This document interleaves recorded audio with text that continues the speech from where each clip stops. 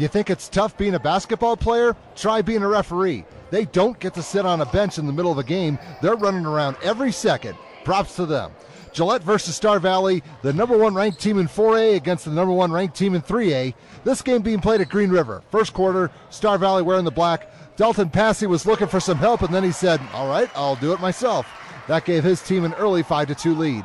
Gillette was trying to push the ball down the court, and even when it was too much, they were ready just in case. Logan Wasson will illustrate my point, and that bucket put the Camels ahead by a score of 10-7. They'd slow it down as well and pick their shots.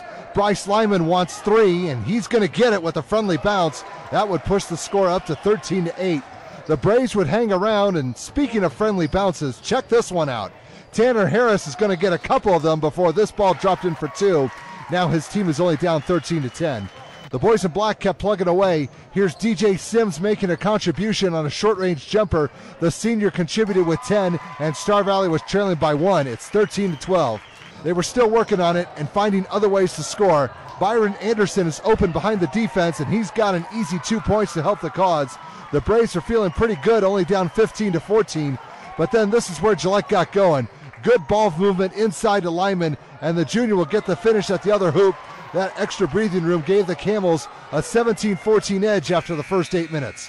Second quarter, last year's 4A state runner-up started to open up the arsenal. Thomas Bush will get this party started with a bang, and he'll bury the 3 ball from the corner. His team is now up 20-16. Then they give it to the Cook to see what he could whip up. Michael Cook, that is. He's got 3 of his own, and Gillette was starting to put something together, leading 23-16. The Braves tried to stay within striking distance, and they got a little crafty in the process. This is Wyatt Schinover with a great reverse lay-in. He led his team with 11 points, and they're down 5. It's 25-20.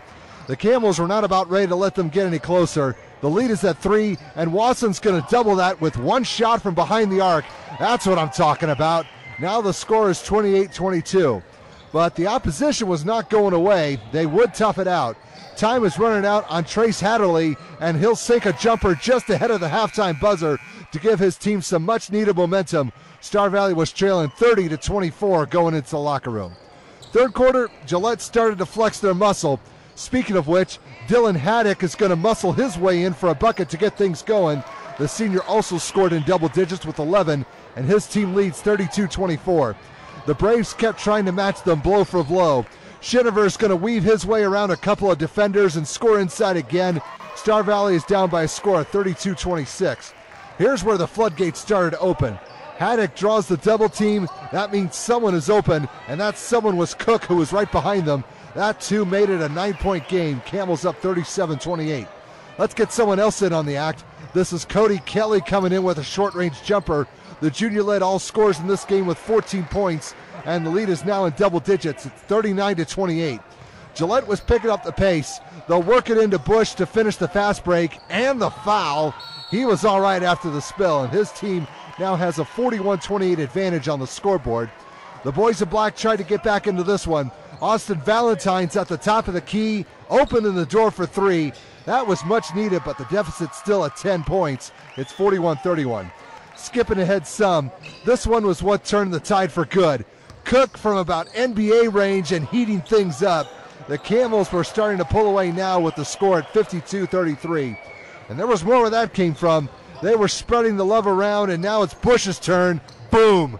That would cap off a 14-2 run, and this game is getting out of control now because it's 55-33, and we're still in the third quarter. And the defense had their moments as well. Passy's going to get relieved of his duties by Bush, who will lay it down on the right side for 2 more. Gillette was in great shape, up 57-37, going into the final 8 minutes. Fourth quarter, this game is already over, but we'll give the boys in black a little bit of love. Anderson with a short-range jumper inside the paint. That would keep things moving along, although the boys from Afton trail 61-43 at this point. And one more. We'll give it to Anderson again. He'll eye it, spy it, and buy it for 3. Last year's 3A state runner-ups put up a decent fight, but they were outskilled by their 4A counterparts.